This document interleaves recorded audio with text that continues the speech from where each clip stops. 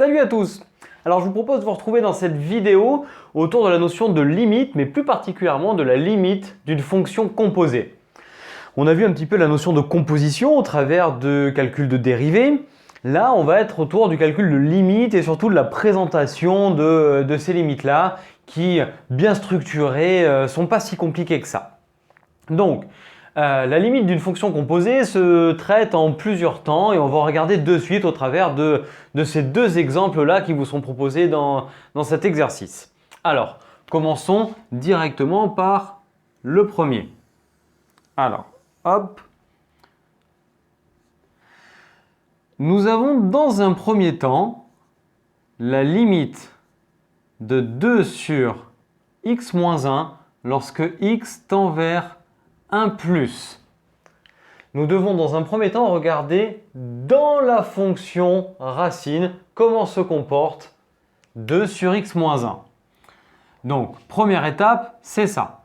On sait que x moins 1 est une fonction affine dont le signe est plutôt simple à faire, moins plus.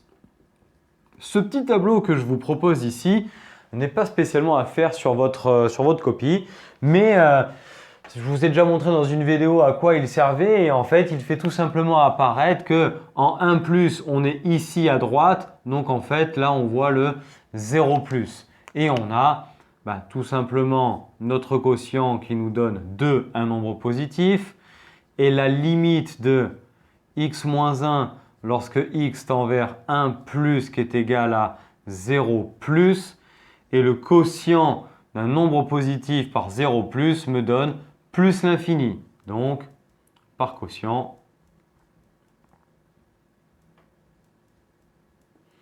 limite de 2 sur x moins 1 lorsque x tend vers 1 plus égale plus l'infini.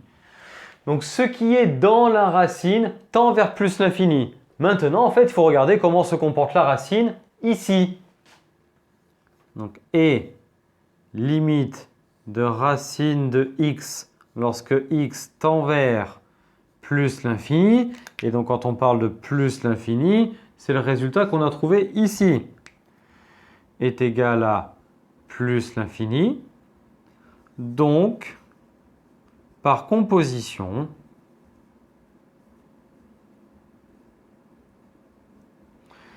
limite de racine de 2 sur x moins 1 lorsque x tend vers 1 plus est égal à ce résultat-là, plus l'infini. Donc, le plus l'infini du résultat correspond au plus l'infini ici. Et le calcul de limite que nous faisions était en 1. C'est la première limite que l'on a cherché à déterminer ici. Donc on peut voir que la composition en fait se fait en 3 étapes. Première étape, dans la fonction, on obtient un résultat.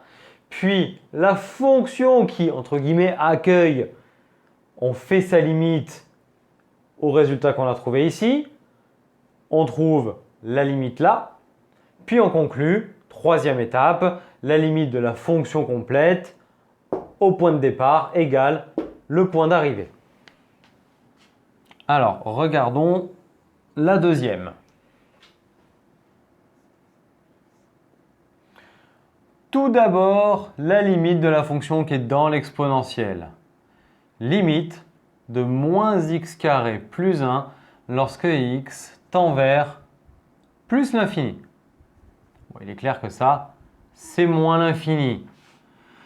Et la limite de la fonction exponentielle en moins l'infini est égale à 0. On peut même dire 0 plus. Donc, par composition, limite de exponentielle de moins x carré plus 1 lorsque x tend vers plus l'infini est égal à 0 plus. Donc encore nos 3 étapes.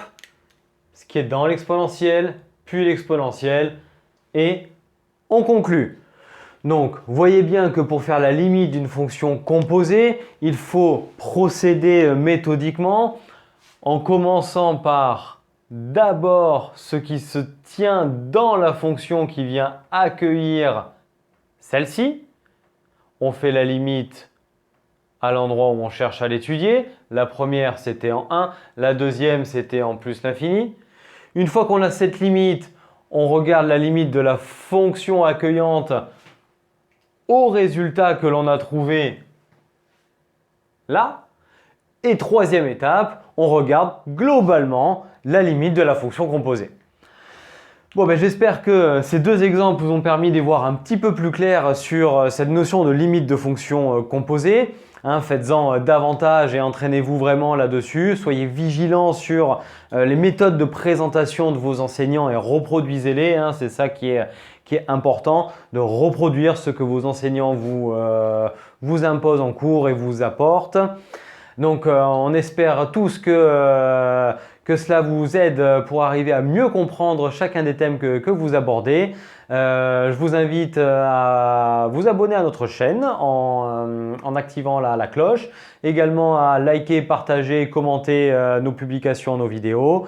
Et à nous suivre sur Internet, les réseaux sociaux Facebook et Instagram. Et je vous dis à tous une excellente journée. Je vous remercie du temps que vous nous accordez et je vous dis à très bientôt pour de nouvelles vidéos. Allez, ciao tout le monde!